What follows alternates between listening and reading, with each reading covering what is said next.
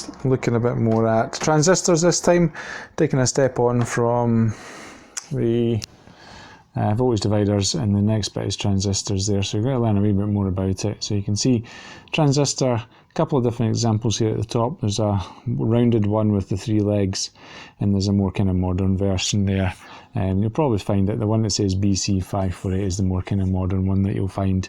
And these are a lot of our electrical devices that we have nowadays. They replaced sort of old valve technology back at the end of the kind of Second World War.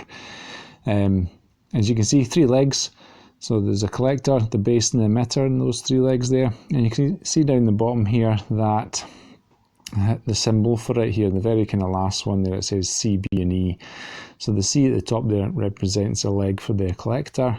The one that's at the bottom there, or in the middle I should say, is the base. And the emitter's down at the bottom, I should say there, with the arrow kind of pointing away from it. It's a semiconductor, so it's very cheap to make. And the one that we usually use is the one that's NPN, which just stands for negative, positive and negative. It's just the different layers on the semiconductor, or the transistor. I'll kind of point out, that's just a background, it's not really that important. The look of it is important, recognising that there's the 3 legs and what they mean is important.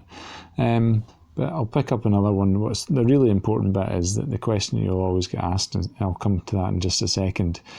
So that's a transistor. Like I say, this is used in everyday electronics, so phones, TVs, you name it, computers, etc, etc. We kind of came to the fore after the Second World War. We had really big radios, and using transistors, managed to get radios down to very small pocket sizes, so people can take them to the football and listen to other teams or the scores coming in.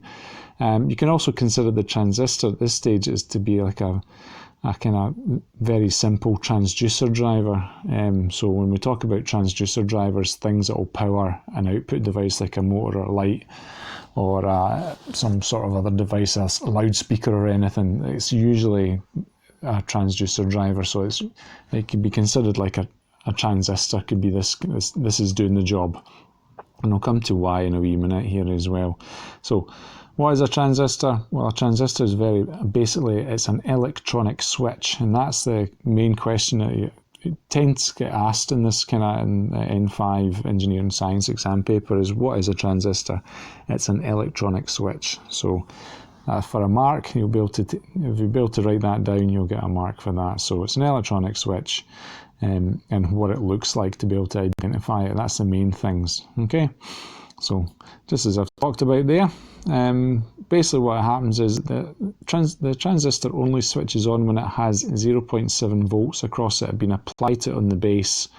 Now that base was the middle one going to the kind of middle part of the transistor there. So when there's a voltage of more than 0.7 volts, it will switch on. Okay, if it's less than that, it will stay off. So it doesn't take a lot of power, not a lot of voltage to switch this thing on. So it makes modern day appliances and modern day gadgets cheap to run efficiently as well, because they're not using up a lot of electricity. It's very kind of cheap and economical to run, and they're very cheap to buy as well. You can buy transistors for like pennies. So if one blows, it's easy to kind of swap one out. So they're very useful that way. And you can see that the sketch and the drawing of the circuit on the right hand side shows that the light will be on because it's more than 0.7 volts. So that's the second important thing. It's an electronic switch, and it only switches on at 0.7 volts. So you might get asked that. So that's just the kind of 2 pieces of information there. What we do tend to say is that it's a current amplifier. So even though it takes a small amount of voltage, it does amplify the current that comes from it from the rest of the circuit. So the rest of the circuit will be broken into like a voltage divider that they've recently tackled. So the small amount of voltage coming out to power the transistor, because if you have too much voltage going into it, you'll blow it. So that's why we have a voltage divider circuit beforehand, and you might have seen that in the previous slide there, the previous sketch, or the drawing in the previous slide. That only takes, you want to kind of control the voltage, and you only need a small amount of voltage. So that's why a voltage divider circuit is important. Okay, so you can see here, it only takes a small amount of voltage, but it can amplify a lot of current or amplify more current. And sometimes it will be down to the different types of transistor you have. Some will multiply it more, it might multiply it by 10, might multiply it by 100. Just depends on what kind of transistor you're using. And what you do tend to have is that the larger current out will help to power your motor or power a LED or something. So current amplifier, most important. And there you go. The last bit here is that on the base here, you can see in this one here, what I've done there is I've put in a base resistor. Usually put them in as well to protect the transistor, just in case you've set the voltages wrong, or you've set the resistance wrong here in the voltage divider resistors.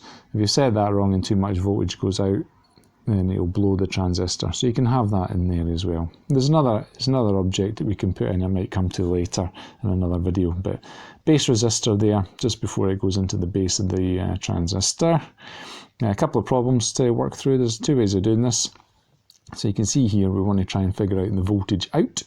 So we've got our two resistors in our voltage divider kind of circuit here with the 10k and 5k there.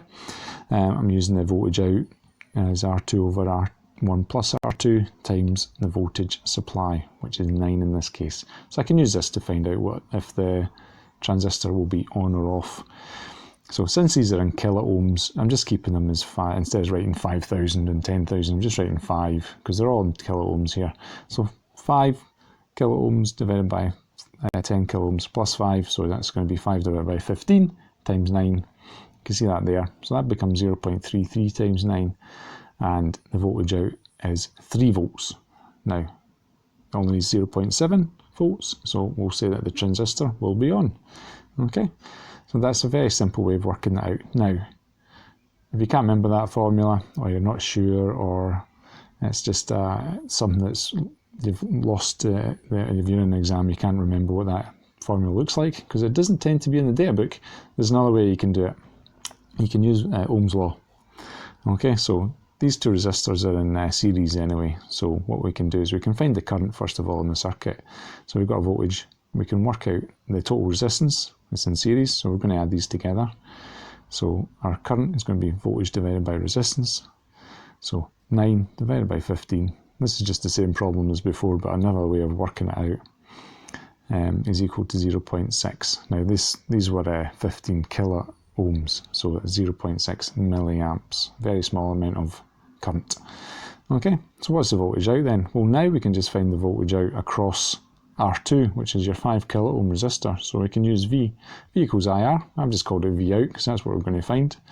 0.6, which is your milliamps there, times 5, which is your 5 kilo ohms, and that will give you a voltage out of, surprise, surprise, 3 volts, which is just what we had in the first example. So there's two ways of working this out.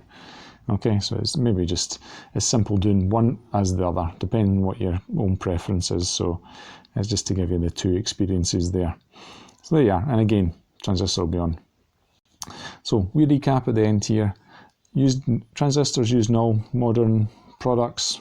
The phone that you're probably watching this on, or the computer has got them in it. Very inexpensive to buy and run. Can be swapped out easily if you know which one's blown, I suppose. You'd have to be an expert in that kind of thing, but it's better for people that are using control boards and maybe washing machines, etc. to run on that. They have 3 legs: collector, base and emitter, and the most important thing is that, obviously it's a current amplifier, but the most important thing is that it's an electronic switch. Okay, and if you're doing system diagrams and you're thinking about transducer drivers, you can think about that very simply as being maybe used as a transducer driver or part as a transducer driver, so you can kind of get more of a context of how it's used in a electronic sketch or an electronic circuit. Alright, so that's me, and hopefully everyone stays safe and